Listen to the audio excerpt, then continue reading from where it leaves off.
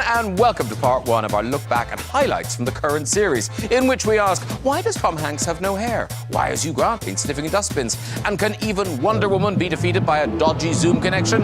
Let's start the show!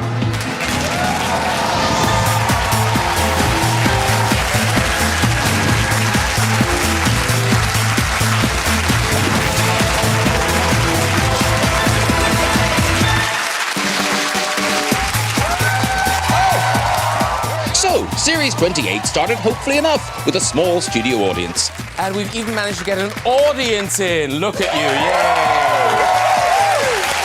Or, as we put it on the safety form, a grouse shooting party. Okay. But soon, everyone had to watch from home. Now, we want you to make lots of noise tonight, okay? Yeah, but try not to have family arguments or loud sex. As we slipped back into lockdown. Yes, we're back in Tier 3. It's the best one. It's the best. But hey, it's nearly Christmas. Time to sing those traditional songs. The one day of Christmas, no mistletoe and wine. And I saw Mummy kissing Santa Claus because she's a filthy super spreader. And the guests got used to our new socially distanced set.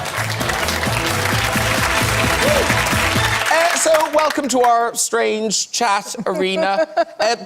Jennifer, you like this. You like the not walking out and having to meet people. I don't like it being quite so spacious, but I don't like a walk-on. I find that quite intimidating. And then the endless kissing that happens. I'm happy in lockdown because you don't have to hug everyone. And you can leave a room by saying goodbye.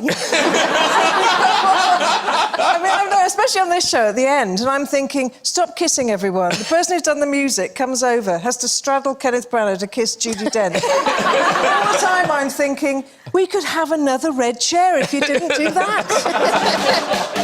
Of course, in this new format, when Hollywood came a-calling, it was by Zoom. Yay! Graham, nobody said that it was special sweater night. Clearly they didn't. But you... Why don't I just wear the flowers? You've got a roaring fire. It looks nice and Christmassy. It doesn't. It look. Watching the clip, I got flowers on it. Watching the clip, yeah, comedy's terrible. Watching that clip, Michael, it looks like I'm in your kitchen. That's what I just said to David. Why is George Clooney in my kitchen? By the way, your wife says hello.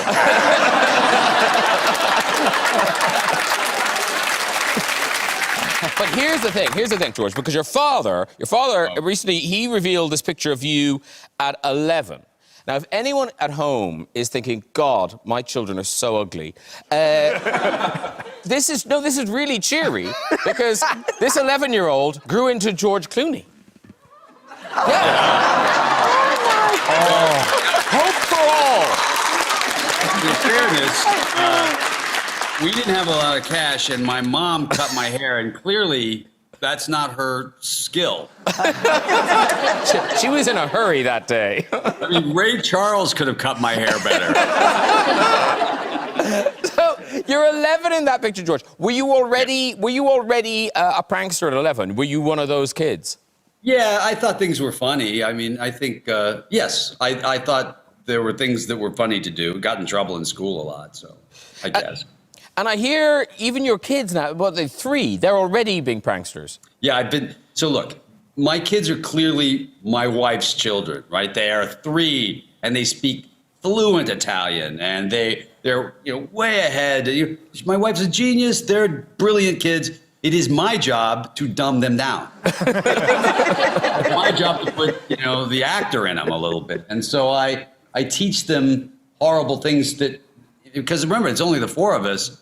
So I just want to hear the shriek from my wife, and I know I've succeeded. I taught them to put Nutella in their nappy and then go upstairs and take it off and then pick it up and eat it. Very good. Now, Dolly, am I right in thinking your first taste of Hollywood was Mission Impossible? Yes. I was the lead role in Tom Cruise's Mission Impossible. Yeah. Yeah. No, so... I was believing you. They believe you. They're clapping you. Think she's lying. No. She is in it. But who did you actually play? I played Women at Desk.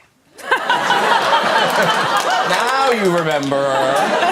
But did you, because you were in the famous scene. I was in the infamous scene. Yeah, so this is Tom. This is where he broke his foot. Yeah. But now If you you're look on the other very, side very of the, you're in the closely, window. Yeah, you can sort of see. I think if you sort of zoom in a little bit more and you sort of keep zooming in, you can see that I'm sort of behind that window. Were you really behind the window? I was really behind the window giving the performance of a lifetime. So what, is he flying to kick you? Yeah. He's trying to congratulate me on my performance. Really well. And then you shut the window and ruined his performance. Yeah, he broke his ankle. Yeah. So he kicked the building and broke his ankle? Yeah, he was supposed to land, but his foot slammed into the wall of the building. And then they had to stop production for months. But I got there in the end. Yeah. Did you have to audition for Woman I at Desk? did, yeah. I had to go to an audition room and they said, like, OK, so pretend that you're at your desk and you're eating lunch, and then Tom Cruise slammed into the window. So I was like... Very good. Yeah, excellent. Very good. Thank you. And also, it must have been weird because you must have been hanging out with adults the whole time. Yeah. Do you know what I must say? When we did the take that audition, you know, the other guys arrived, and I knew I could sing well. But, you know, they looked so cool. You know, they were dressed in what 19-year-olds... I came dressed like a magician.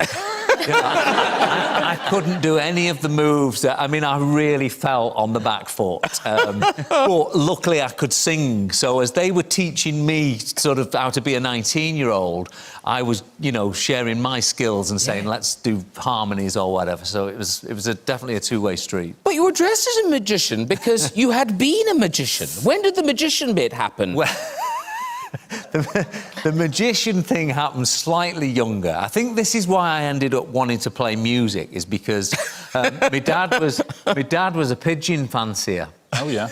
Yeah. I hear you. It was a thrilling childhood. What the heck is a pigeon fancier? Good question, Nadia. Should I explain? Yep, please. So my dad used to have this shed at the back of the house. Oh, where's this story going? And rather than going in there and you know, doing plants, he used to have these birds. Huh. And once a week, they'd take these birds off to, like, across the channel. Yeah. And they'd set them free and they'd fly home.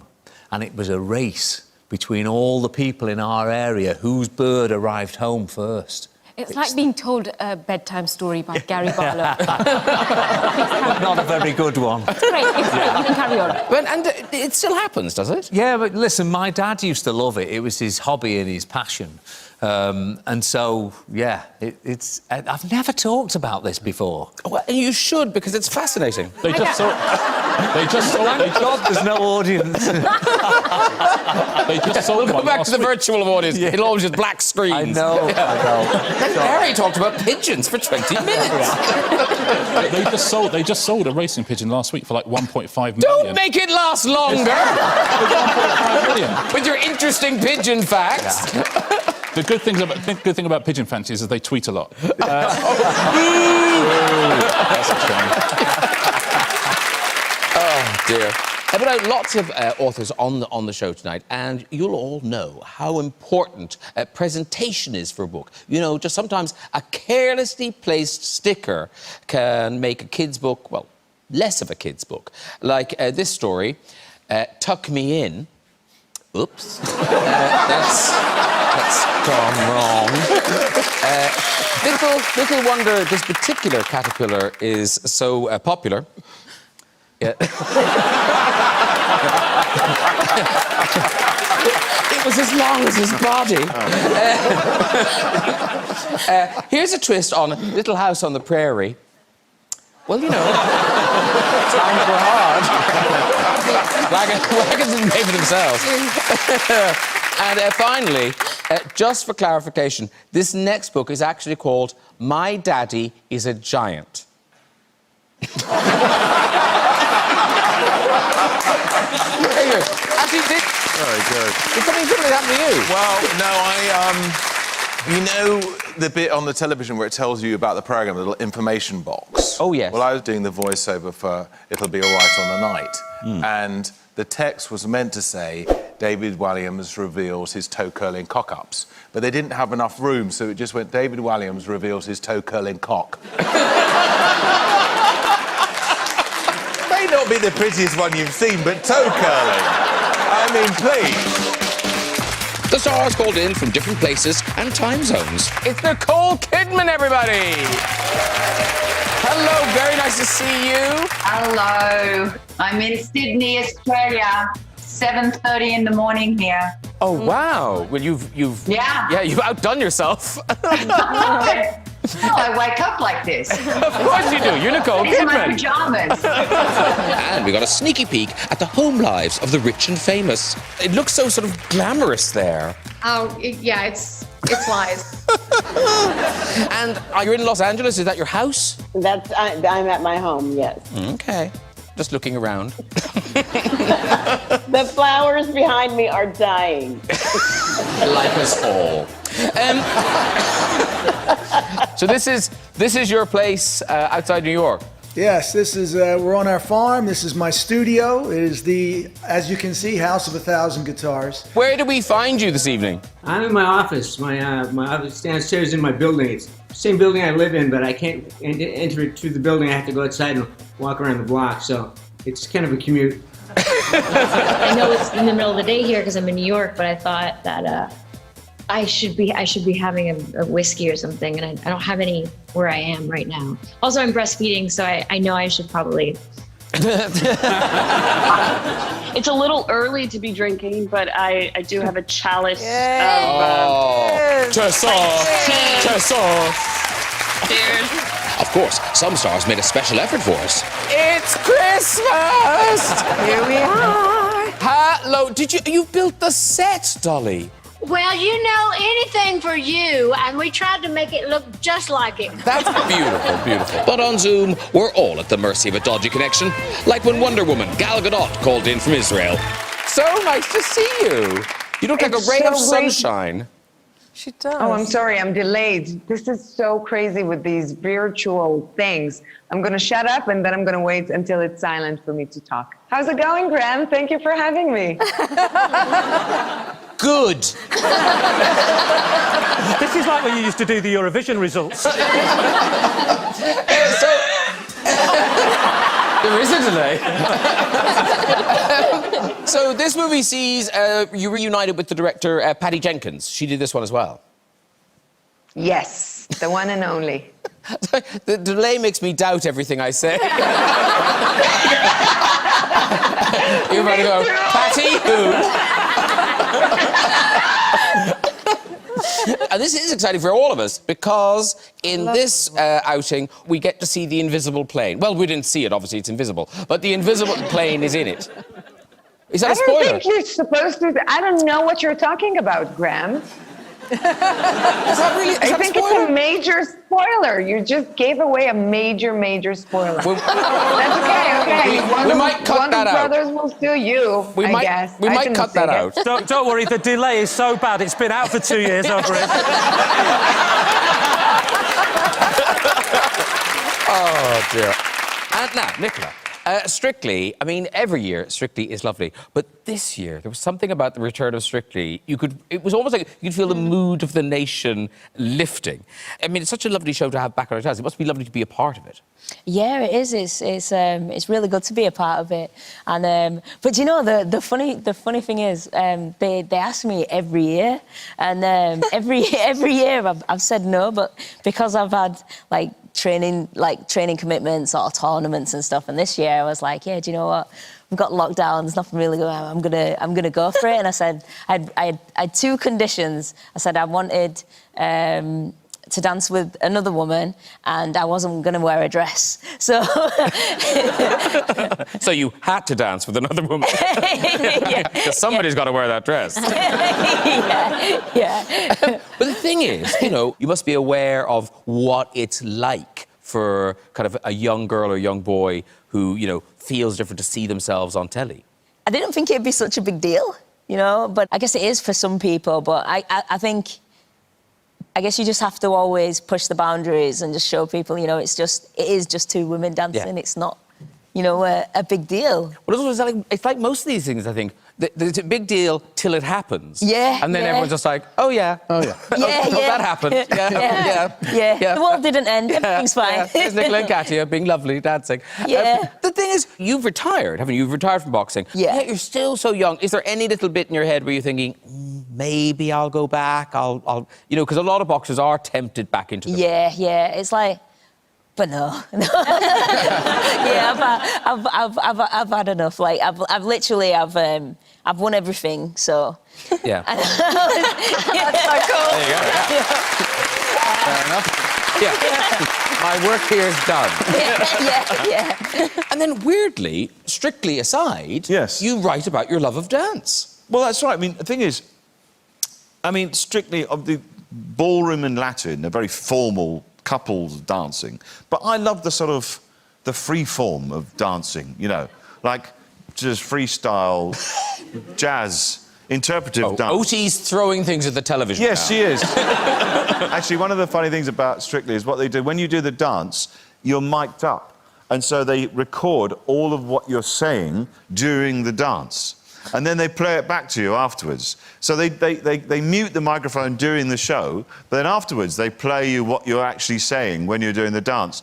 And Otie was saying, legs, arms, legs. And I was just going, hey! Yay! Actually, talking of which, I mean, the Strictly curse. Ashley, you're familiar. Everyone's familiar with the Strictly curse. Yeah, I've heard of it, certainly. Yes. As curses go, it's one of the best.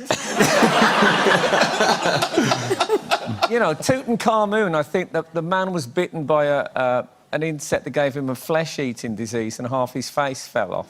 Whereas the Strictly curse... it's not as bad. It's almost like a reward. Well, I've been offered Strictly a few times. The last time I was offered it, my partner suggested that I went on a lads' weekend to Amsterdam instead because there'd be less temptations. Because, not to add fuel to the fire, because there are people going into it now and their partners might be watching this, but it's fair to say, if Shirley dances with someone, there is a high probability you'll marry them. I'm slightly exaggerating. Here's Nigel. You're only engaged to Nigel. At 16, I got engaged to Nigel. Oh, but you're not... Well, you could be 16. He's not 16. He was 4 years older than me, yeah. Oh, OK. Still with me today, still my dear good friend and my financial advisor, so remained in my life all these years. Very nice man. Because not to be too indiscreet, but Nigel was your first. Yes, he was. And it's a romantic story, Shirley. Don't make me say that. Oh, come on, it's in the book. People will find out.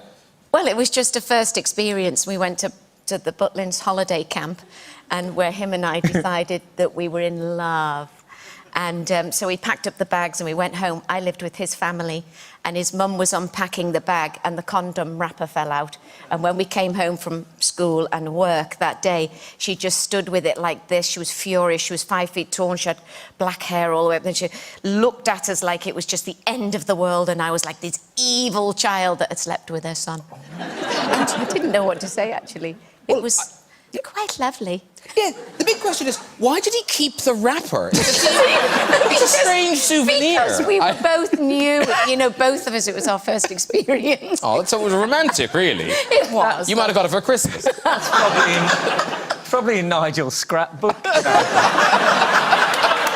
suppose the I think you might be right. Hello, Ewan McGregor. Hello. Now, Ewan, you've done more dancing in films than I kind of remembered. I've done a lot of dancing over the years. I mean, in drama school, we did a lot of dancing. I did Guys and Dolls on stage in the West End. Oh, actually, we've got a picture of you in Guys and Dolls. Check this out, Shirley. Yeah, I've seen that. That looks impressive, doesn't it? Yeah, that's very impressive. He's very sexy. He has a very sensual appeal. He can hear you. He can hear you, Shirley. Less impressive. It's less impressive for me, really, isn't it? Just holding a leg up. It's definitely a 10 from me. I've seen you dance. You're very good. I feel another marriage coming on.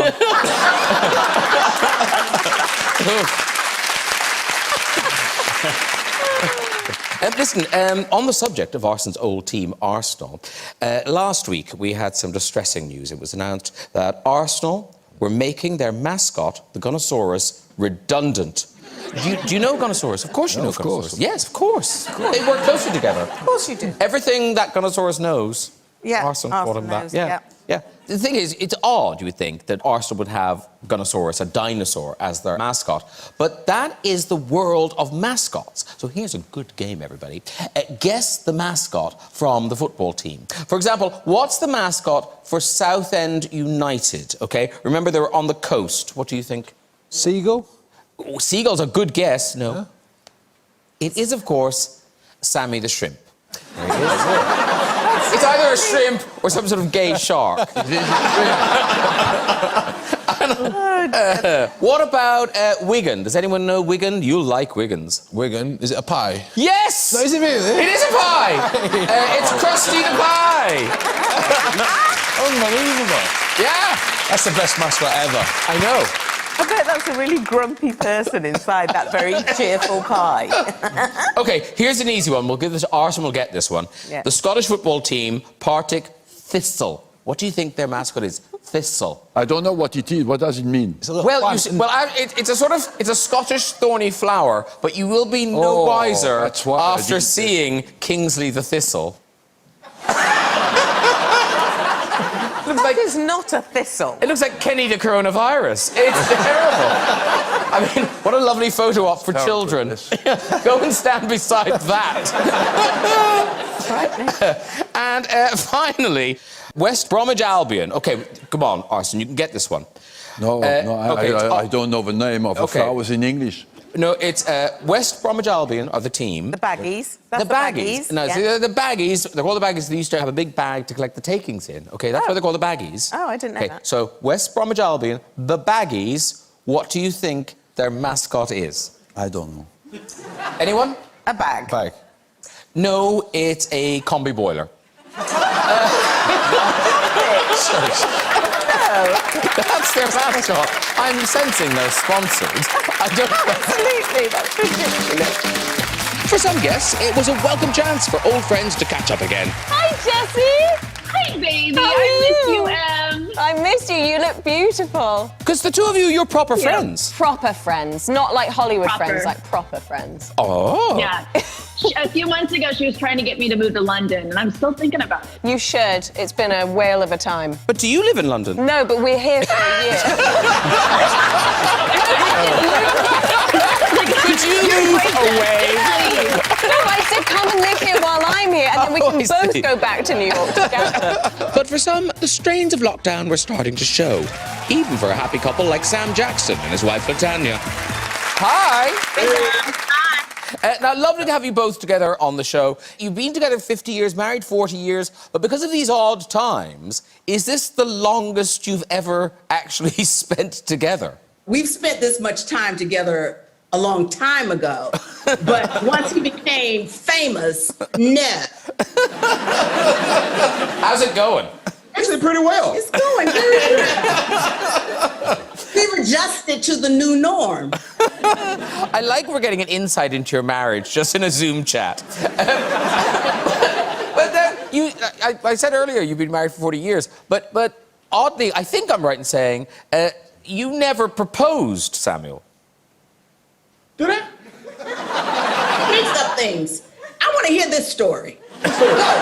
You never proposed? I don't remember. Well, I don't remember it actually. I do remember you having some invitations in your hand and saying this is when this is happening. No, that's not what happened.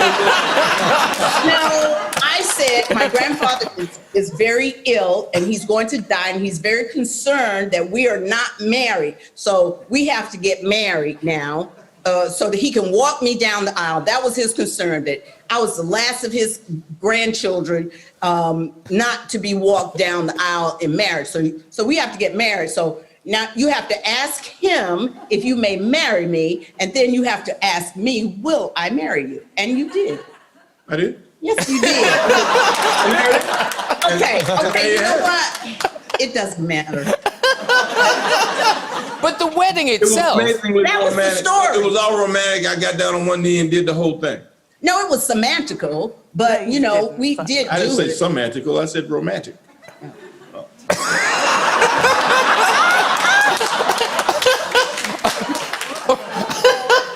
You'll That's get gonna through cause this. problems for You'll you. get You know through that, this. Graham. You'll get Thank you through so this. much, Graham. I needed that issue to deal with later on today.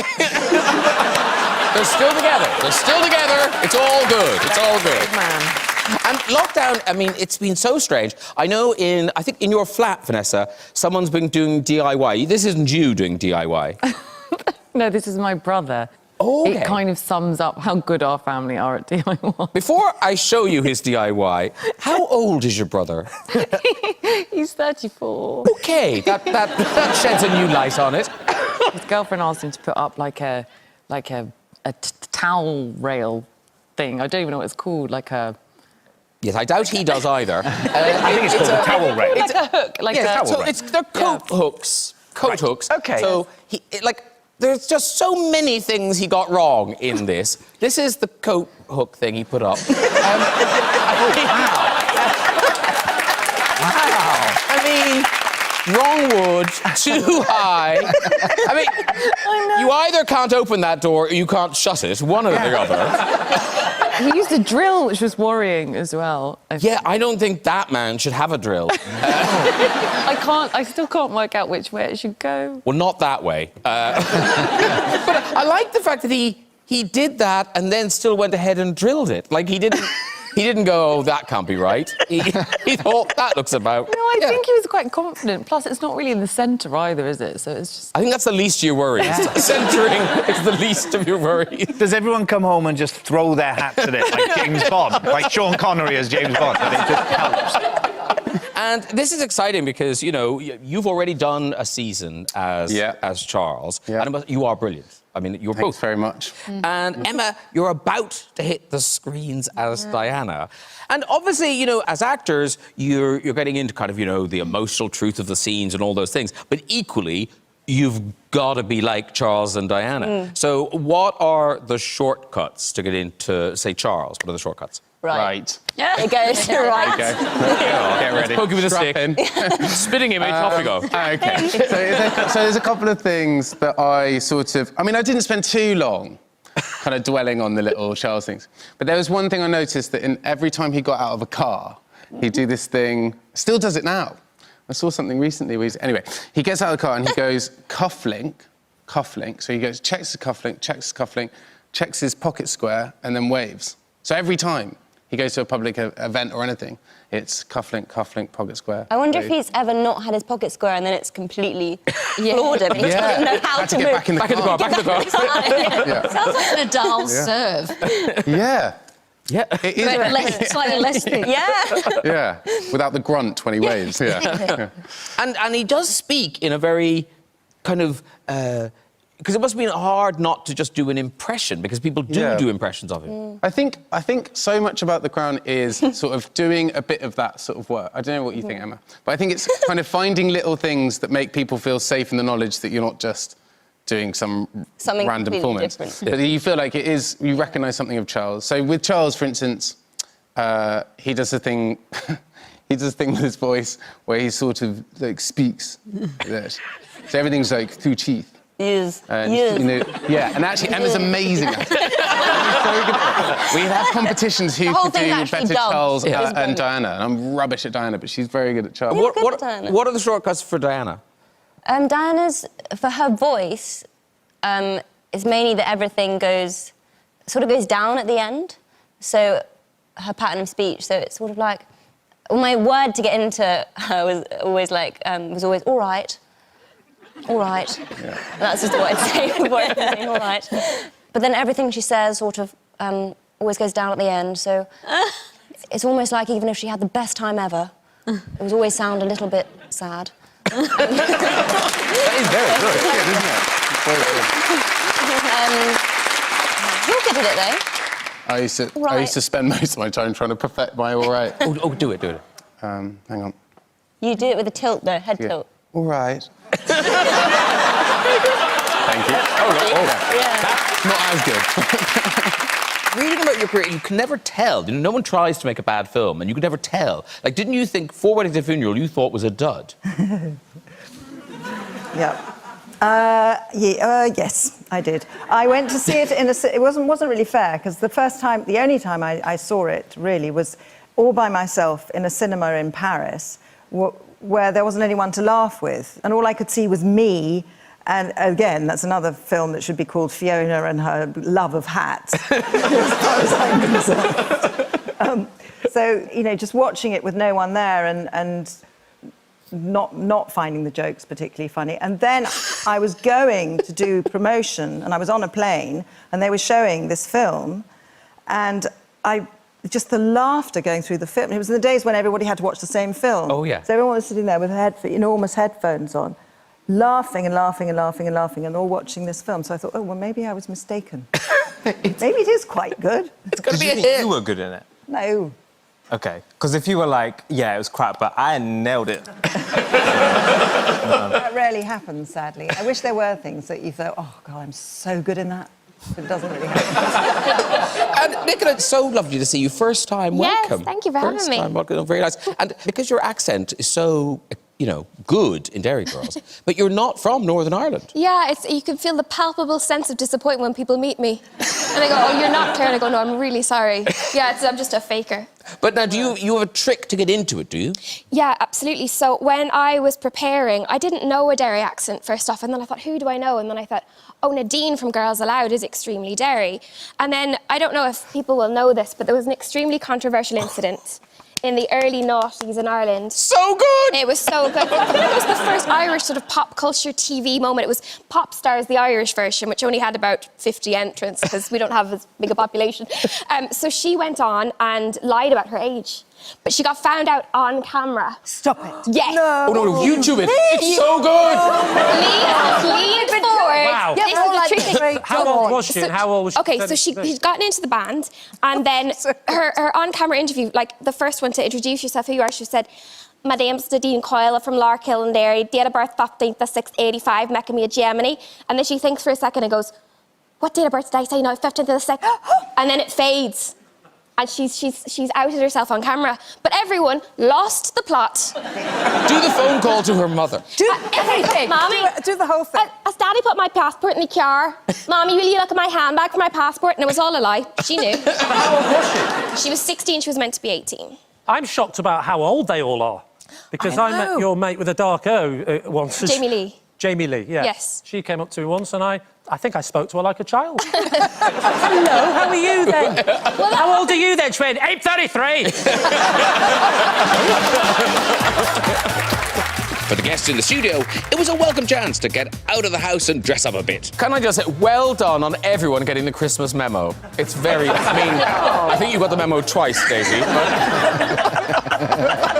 Oh, God. No, you look very Christmassy, it's nice. So I tell you what, I managed to pack the Christmas stuff, but I've got two left boots. So I've had to wedge my foot into You have two pairs? Do you have two pairs of the same? Yeah, I've got two pairs the same, but as you can tell, the laces, they're completely It was either that or just really bad shoplifting. I mean, this is Dress Up Friday. I went all out. Yeah. I haven't left the house. I had to make an effort. It's the first time we've been able to. I wore my sandals. You do look like you're trying to prove you don't have verruca or COVID toe. You're welcome. I thought I'd make myself at home, you know, but now looking at you lot, I'm like, I do look like I'm here as part of the outreach programme. It is what it is, isn't it? You look amazing. I love what you wear. Thanks. Yeah. Thank you. It's vintage. I'm sure it's got some stories of its own to tell. Wow. What disco nights has it had? Well, if there's a water malfunction, there's no one here to see it, so you're fine. I'll be honest with you, I thought this was by Zoom.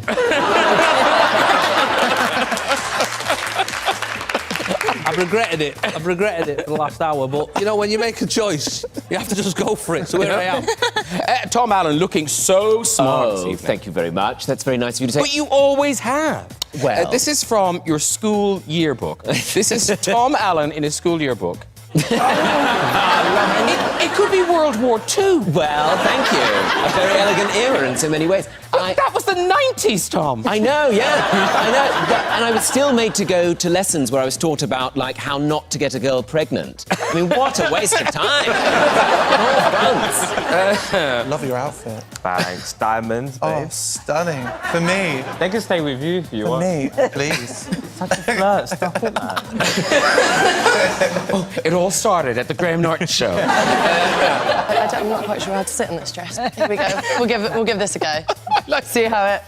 It looks like a Christmas bauble. It's a Christmas come early. It's just so lovely and sparkly. Thank you. Yeah. My dad always used to tell me that every time I left the house, I looked like a Christmas tree. There was always something. I either had like a massive bow on my head or just something, and he was just like, maybe take one thing off at least. I did that whole performance with my flies down, by the way. I just thought I'd let you know. You know what? Rudolph was about to pay a visit. Have yourself a merry little Christmas. But hey, there's always one, isn't there? And Jamie Dornan, party clothes in the wash. Party clothes are in the wash, yeah. He's saying your brown sweater is a bit like... Even you, Fernie Whittingstall, look at him. He ironed a shirt. Very festive. I don't even have a defence to this. You just thought that was good enough. These are suit trousers, I'll have you know. Tweed pants. Yeah, it's like the opposite of a Zoom outfit. Yeah. I'll wear my smart trousers and an old jumper. You haven't really thought through television. Hello, Tina Fey. Hello, Graham Norton. How are you? I'm very well. I know in lockdown, your daughters have become sort of gourmet chefs. Yes, they prepared some dinners for us. My husband's a good cook, but he got a break from them a couple times. We did some themed dinners. We did like a Victorian night dinner. We did a Mexican fiesta, and we did the best one though was they did an airline dinner for us, where they set up all the chairs. It was a dream actually, because they set all the chairs like fit one behind the other, no one facing anyone else. And they brought us like warmed nuts on a tray, and they didn't. Children don't understand how much wine is too much wine to pour. I'm an adult. The glass of wine was like filled to surface tension. You sent some pictures of this evening. I mean, they really went all out. Everyone had a window seat. Yeah, everyone got a window seat. We put a picture of an airplane window on the TV. They made stewardess costumes for themselves. Oh, let's see the stewardess costumes. Mm-hmm. It's so good. And that's too much wine.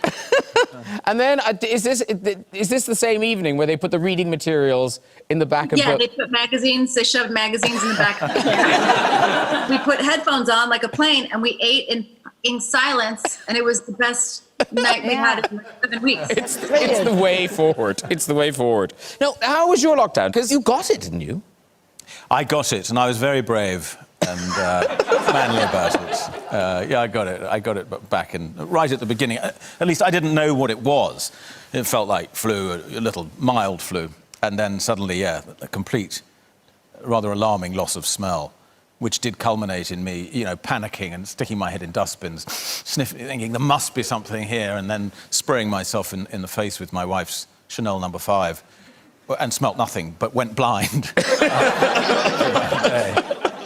And how long did it last for? Well, the flu lasted for nothing, for 3 or 4 days, but the sense of smell was weeks. Really? Yeah, well, that was slightly alarming. Did it stop you being interested in eating at all when you couldn't I've never been very interested in eating, is the truth. But was it difficult to eat without any smell? Well, it was a little dull. It was a little dull, but then I was cooking because it was lockdown, so it was never going to be delicious. So maybe it was good. Yes, it was. I cooked every single night for 3.5 months a baked potato. That was it. Well, baked potatoes, I love a baked potato. What do you put on them? Cheese, grated cheddar. For 3 months. The way you said cheese there was like that was a new discovery. Actually, I'm a bit of a quirky chef. But cheese. Maybe baked beans if you're feeling flashy. And Ramesh, lockdown, wife and children. How many kids do you have now? 3 boys. 3 boys. Yeah. So was it happy families throughout, or? No.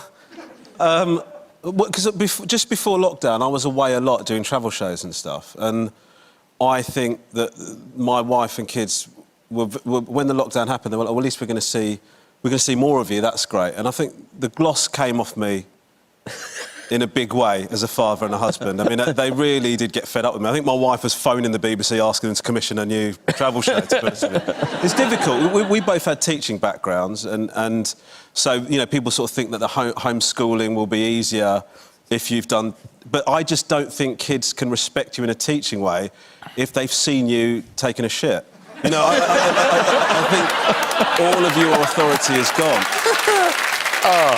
Listen, Viola, you know, we've been talking about lockdown. You went full lockdown. You got the dog.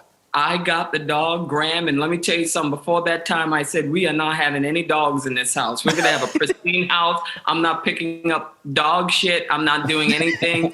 But let me tell you, the minute that puppy came, I'm up at 3 in with my hazmat suit, picking up doggy poop. Kissing this puppy, it has been an elixir. It's just eased my anxiety.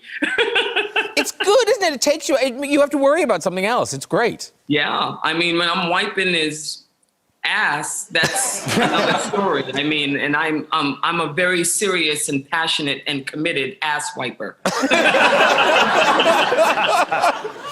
But now, in lockdown, we've all had challenges, and Daisy May Cooper, you love a challenge. You love a challenge. Wow. No, this, I think... So you saw this... was it on Instagram or Facebook you saw this challenge here? Are you a real woman? Can you pass the pen on the boob challenge? Yes, I found that on Instagram, and I thought, I've got to take that on. And I'll just say, Daisy May Cooper, she did pass that test, and then some. Here she is. But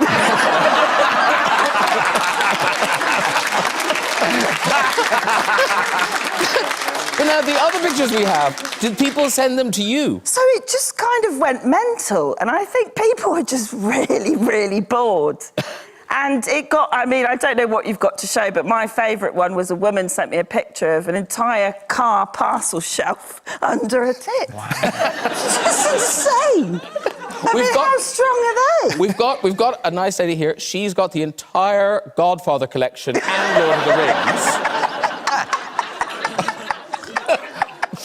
And then this woman, I mean, this woman can fly Ryanair anytime. Look at that. God. That's impressive, isn't it? Yeah. Oh, that's a rack. Thank you. Oh, you've been working in lockdown. That's very good. Look at the social distancing there. So responsible. Oh, we are. We are. We know how you get it now, so... Well, be careful. Now, what... You're working in Australia, so what are you working on? I am working on Baz Luhrmann's movie about Elvis Presley. Austin Butler is playing Elvis Presley. And here, let me show you the horrible haircut I have to have in order to portray Colonel Tom Parker. Okay. Check out this horrible. Okay. Can you see that? No. Look at that thing. Down. Wait. Sit down. There we go.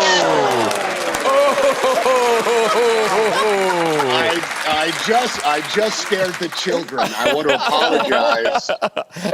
We've dropped the ball on New Year's Eve. What I really want to do is just have a little tuft of hair right here and then a big beard, and then everybody would think I'm Graham Norton. Yes! It's uncanny. You can play me in the biopic. Well, now evidently that's my gig now, so I only play real people in show business. Well, now, you've got a new film for us, and it's a proper Western. I mean, we see Tom Hanks gun-toting, which we rarely see. Well, I don't wear one. I am given one later on, so it's not like, you know, I'm not doing the rootin' tootin' kind of thing. But I ride a horse, and I drive a wagon, and I've discovered. So I'm not a rider per se, but I did learn.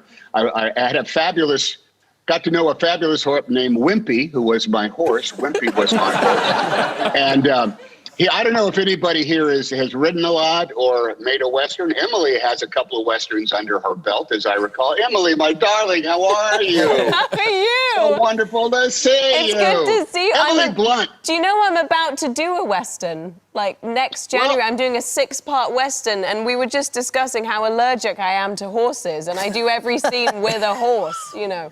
I'm going to be antihistamine up to my eyeballs. Do you have to kiss the horse? I do. That kind of relationship? Isn't that what happens in Westerns? You make out with your horse? You develop an affection for those beasts. You and Wimpy are very close. Every morning you throw your arms around Wimpy and say, "How are you, my darling little chestnut? I'm so nuts about you." Which you sort of have to do, because I have a feeling that horses, honestly, they would much rather live in a world without human beings climbing on top of them. Yeah. And they know the moment you climb on their back that you're terrible at riding. Like, I mean, I've been learning right now. I'm in London now rehearsing for it. And I go riding 3 times a week, and every time they give me a different horse to see, you know, how you fare. Oh. With one that's more sprightly or one that's less of a Ferrari. And I got on one the other day called Rusty. My God, it almost took off with me. It was terrifying. I couldn't walk the next day. Rusty did me in.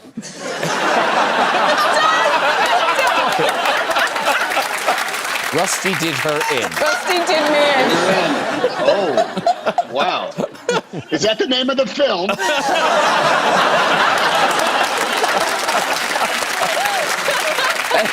You've already witnessed all this here, and now you have just introduced but a teenage son. Yeah, my son, Freddie, he's 17 years of age, he's a film student, so he takes film extremely seriously. And he's like in that kind of passionate new cinema or old cinema, but anti-Hollywood vibe, you know. So he really likes films where there are, in black and white with subtitles, where there are 2 people carrying a piano into the sea, or a horse walking along an open stretch of Nordic landscape. But he makes an exception. Forrest Gump is one of his favourite films. Road to Perdition, he absolutely loves. So you get the alternative respect. You get that art house respect from a 17-year-old passionate young filmmaker. Oh, wow. Well, that's lovely. I'm so glad we kept the scene where Forrest carries that piano into the ocean. Glad that made the final. Beautiful. And now, Nish Kumar, I know you are a Tom Hanks fan, but something particular you wanted to ask Tom tonight. I'm a huge fan, to the extent that I've done my hair up like you in Castaway. Mr. Hanks, first of all, I just wanted to say I love you. Secondly, you are the only person, without disrespecting any of our wonderful panel, you are the only person in show business who my parents respect. And they have had some qualms over my choice of career as a stand-up comedian. And it would really help me out if you could say to them on camera, Mr. and Mrs. Kumar, Ajit and Beena, if you're feeling informal, your son Nish has made adequate life choices and is going to be fine. Look, your parents respect me. Absolutely. Because I tell the truth. Because I tell the truth, my friend.